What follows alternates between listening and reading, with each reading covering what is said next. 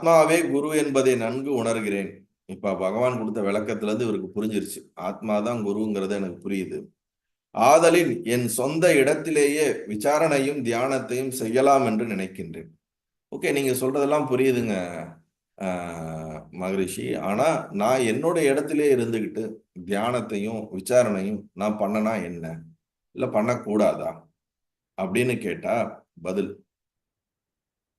புத்தி பூர்வமாய் தெரிந்து கொண்டிருக்கலாம். ஆனால் சாதனையில் ஈடுபடுங்கால் எதிர்பாராத பல இடையூறுகளும் சந்தேகங்களும் உண்டாகும்.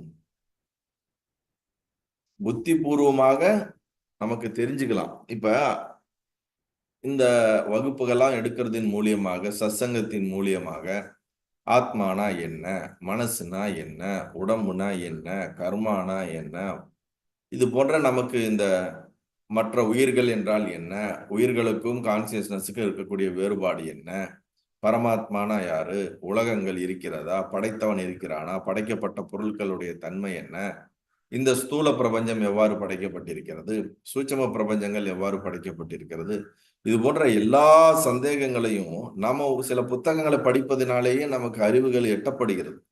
அறிவு கிடைக்காமலாம் கிடையாது. ஓரளவுக்கு நம்ம எல்லாம் நிறைய புத்தகங்கள் படிக்கிறதுனாலயோ சொல்றதை கேட்கறதுனாலயோ வந்துருது.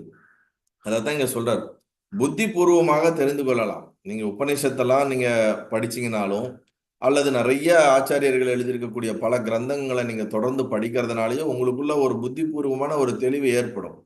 ஓஹோ, இப்படிதான் ஹியூமன் பீயிங் பிறக்கிறாங்களா, இப்படிதான் இறக்குறாங்களா, இப்ப இதுல கர்மானா இதுதான், கர்மா தேரினா இதுதானா, கான்சியஸ்னஸோட தேரி இதுதானா, எது கான்சியஸ்னஸ், எது ரியாலிட்டி, எது அன்ரியாலிட்டி, எது இமேஜினரி, எது இல்யூஷன், இது போன்ற ஒரு ஐடியா நமக்கு படிக்கிறதுலே வந்துடும். இப்ப எங்க பிரச்சனைனா, புத்திபூர்வமாய் தெரிந்து கொண்டிருக்கலாம். ஆனால் சாதனையில் ஈடுபடுங்கால் எதிர்பாராத பல இடையூறுகளும் சந்தேகங்களும் உண்டாகும். இங்கதான் முக்கியமான பாயிண்ட். படிக்கும் போது நமக்கு நல்லா இருக்கும், ரைட்டு. இப்ப மேப் எடுத்து நீங்க இப்ப இங்க சென்னையில இருந்து நீங்க மதுரைக்கு போகணும், கோயம்புத்தூர் போகணும்னு இப்படி பாத்தீங்கன்னா, ஓ இதுதான் இப்படி போறதா, இந்த ஊர் நடுவுல வருதான்னு கிளியரா சொல்லிடுவீங்க. ஆனா வண்டி எடுத்து இப்ப டிரைவ் பண்ணும்போது போற வழியில நமக்கு டேக் டைவர்ஷன் கொடுத்துருப்பாங்க, இல்ல ரோடு பிளாக்கேஜா இருக்கும், ஏதோ ஒரு காரணத்துல வேற வேற ரோடு மாறும் பொழுது நமக்கு அது வேற எங்கேயோ எடுத்துட்டு போகும்போது நம்ம பார்த்ததுக்கும் நடைமுறையில நம்ம செயல்படுத்தும் போது இருக்கக்கூடிய வித்தியாசங்கள் வேறு, இது வேறு. இப்ப நான் இருக்கிற இடத்துக்கே இந்த மெயின் ரோட்ல இருந்து பாத்தீங்கன்னா உள்ள வர இடத்துல தோண்டி போட்டிருக்காங்க. எதுக்கு இந்த ட்ரைனேஜ் எல்லாம் ரெடி பண்றாங்க. ஆனா மேப்ல காட்டுது. நீங்க ஏதாவது ஒன்று ஆர்டர் பண்ணீங்கன்னா மேப்ல காட்டும் போது இங்க வரும், இங்க வந்தோடனே அவங்க ஸ்டக்கப் ஆயிடுவாங்க. திருப்பி எங்க போறதுன்னு தெரியாது. ஃபோன் பண்ணி வழி கேட்டு வேற வழியா தான் சுத்தி வரணும். ஆனா மேப் படி இங்க காட்டுது. அது மேப் படியே வரணும்னு நினைச்சா அவங்களால சில நேரத்துல என்ன பண்ண முடியாது. இந்த மாதிரி ஸ்ட்ரகிள் இருந்தா தாண்டி வர முடியாது. அது போல நம்ம படிச்சதை வச்சே நம்மளே உட்கார்ந்து பிராக்டிஸ் பண்ணி நம்மளே அதை தெரிஞ்சு நம்மளே முன்னேறலாம் அப்படின்னு நினைச்சோம்னா, இந்த மாதிரி எங்கேயா போய் முட்டு சந்துல போய் முட்டி, இல்லது வழி தெரியாம ஏதோ ஒரு காட்டுக்குள்ள மாட்டி, இல்ல தப்பு தப்பா எதையோ ஒண்ணு பண்ணி, நிறைய பேர் அந்த மாதிரி எனக்கு தெரிஞ்சவங்க பண்ணியிருக்காங்க. நான் குண்டலினி தியானம் பயிற்சி பண்றேன், நான் சக்கரா தியானம் பயிற்சி பண்றேன், இல்ல அந்த தியானம் பயிற்சி பண்றேன், இந்த தியானம் பயிற்சி பண்றேன்ட்டு எதையோ பயிற்சி பண்ணி உடம்புலையும் சரி மனதிலையும் சரி தேவையில்லாத பல கஷ்டங்களை உருவாக்கிக்கிட்டு அதை சரி செய்வதற்கு திருப்பியும் தேடி வருபவர்கள் நிறைய பேர் இருக்கிறாங்க.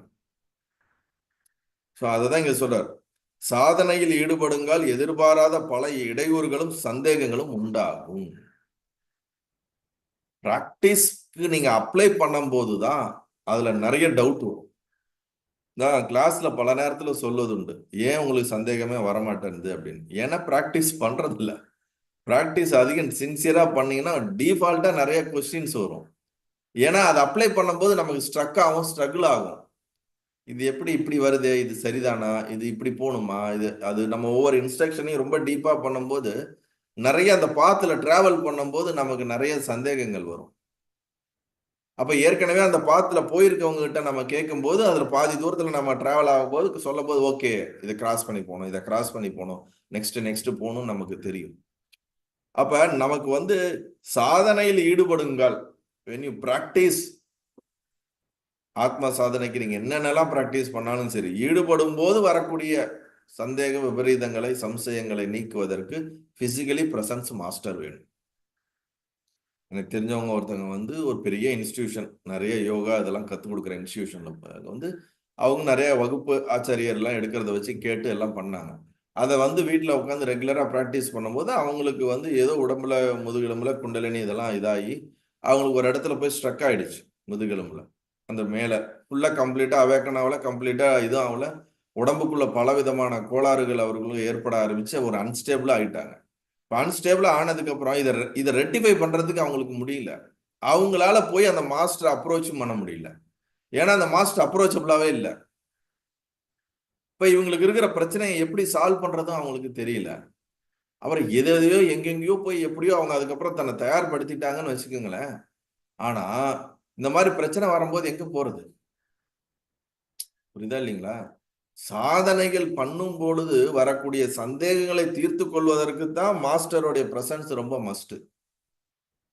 புத்தகத்துல படிச்சு நம்ம அப்படியே பிராக்டிஸ் பண்ணிக்கிட்டே இருந்தோம்னா அது எங்கேயாவது கொண்டு போய் நம்ம இறக்கி விட்டுடும். அதுல இருந்து நம்ம மாறி வர்றதுக்கு திருப்பியும் பல காலம் பயிற்சி பண்ண வேண்டியது வரும். அதுக்கு வந்து திருப்பி நம்ம அந்த டேக் டைவர்ஷன் மாதிரி ரூட் எடுக்கிறதுக்கு கஷ்டமாயிடும். சோ பல இடையூறுகளும் சந்தேகங்களும் உண்டாகும். எங்கிருந்தாலும் குருவின் சாநித்தியத்தை உணரக்கூடுமாயின் அவர்களுக்கு நிச்சயம் குரு அருள் துணை புரியும். இப்ப அவங்களுடைய பிரசன்ஸ்ல இருந்து கொஞ்ச நாள் அவங்களுடைய பிரசன்ஸை நீங்க சென்ஸ் பண்ண ஆரம்பிச்சிட்டீங்க. அவங்க என்ன சொல்ல வராங்க, அவங்களுடைய உள் உணர்வை நம்ம ஓரளவுக்கு புரிஞ்சுக்க ஆரம்பிச்சிட்டோம்னா, even we are in the distance, நம்ம தூரத்துல இருந்தா கூட அந்த குருவோடைய அருள் நம்மால ஃபீல் பண்ண முடியும் அப்படின்னு இங்க ரமண மகரிஷி தெளிவா சொல்றாரு. அவர்களுக்கு நிச்சயம் குரு அருள் துணை புரியும். மேற்கொண்டு சந்தேக விபரீதங்கள் தோன்றாது. அதாவது இனிஷியலா நம்ம ஒரு மாஸ்டர்கிட்ட வரும்போது அவங்கள பத்தி புரியாது. அப்ப அவங்களோட இருந்து அவங்களுடைய டீச்சிங், அவங்களுடைய சாதனைகள், அவங்க பிரசன்ஸ்ல இருந்து பிராக்டிஸ் பண்ணி கொஞ்ச காலம் அவர்கள் சொல்வதிலிருந்து இருந்து நம்ம நிறைய அவங்களோட டிராவல் பண்ணி ஓரளவுக்கு நமக்கு கொஞ்சம் மெச்சூர் ஆனதுக்கு அப்புறம் ஈவன் அவங்க பக்கத்துல இல்லைனாலும் தூரத்துல இருந்தாலும் அவர்களுடைய சக்தி, அவர்களுடைய எனர்ஜி நமக்கு கைட் பண்ணும். நம்மளால வந்து ஒரு ஃபீலிங் டிஸ்கனெக்டடா இருக்க முடியாது. அவங்களோட ஒரு ஃபீலிங் கனெக்டடாவே அவங்களுடைய கைடன்ஸ்லயே நம்ம எங்க இருந்தாலும் நம்ம அதை வந்து என்ன பண்ண முடியும், பிராக்டிஸ் பண்ணி மேற்கொண்டு வர முடியும். அவங்க அதுதான் சொல்றாரு. அவர்களுக்கு நிச்சயம் குரு அருள் துணை புரியும் அப்படின்னு நீங்க சொல்றாரு. மேற்கொண்டு சந்தேக விபரீதங்கள் தோன்றாது. ஏன்னா அவங்க கூட இருந்தே ஆல்மோஸ்ட் எல்லாத்தையும் தெரிஞ்சுக்கிறதுனால இதுக்கப்புறம் தூரத்துல இருந்தா கூட அவங்களுக்கு அவ்வளவு பெரிய சந்தேகங்கள் வராது அப்படின்னு. சாதனையில் ஈடுபடக்கூடுமெனில் நீங்கள் இங்கே வந்ததன் பயன் அடைந்தீர்கள் எனலாம். சாதனையில் ஈடுபடக்கூடுமெனில் நீங்கள் இங்கே வந்ததன் பயனை அடைந்தீர்கள் எனலாம். அந்த வந்திருக்க நபர்கிட்ட சொல்றாரு பகவான், நீங்க சாதனையில் ஈடுபட்டு இருக்கீங்கன்னா அதனுடைய காரணமாக தான் இங்க வந்திருப்பீங்க. இப்ப நீங்க இங்க வந்தீங்க, என்னை பார்த்ததுல இருந்து இந்த கேள்வி எல்லாம் கேட்கறதுனால நீங்க வந்த ஒரு பர்பஸை நீங்க என்ன பண்ணிடுறீங்க, அடைஞ்சிடுறீங்க அப்படின்னு சொல்றாரு. இப்ப இந்த கேள்வி கேட்கிற நபரு ஆத்மாவே குருதான் அப்படின்னு உள்ளே இருந்திருந்தா இந்த கேள்வி இவருக்கு வர இந்த சந்தேகத்தை யார்கிட்ட போய் கேட்பாரு? இப்ப இவருக்கு ஆத்மாவே குருதான், வெளியில ஒரு குரு தேவையான்னு கேட்கிறாரு இந்த கேள்வி. இந்த கேள்வியே வந்து இவருக்கு முன்னாடி ஒரு நபர்கிட்ட தானே கேட்கிறாரு, பகவான்கிட்ட தானே கேட்கிறாரு. ஆத்மாதான் குருதான் அப்படின்னு இருந்தா அந்த மாதிரி சந்தேகமே இல்லாட்டினா நீங்க கேள்வியே வராது. சந்தேகம் வருதுனாலே உனக்கு ஒரு பர்சன் தேவைப்படுது இல்ல. அப்ப இந்த கேள்விக்கு இடமில்லாம போயிடுது இல்ல. அததான் இங்க புரிஞ்சுக்கணும். நல்லது. ஓகே.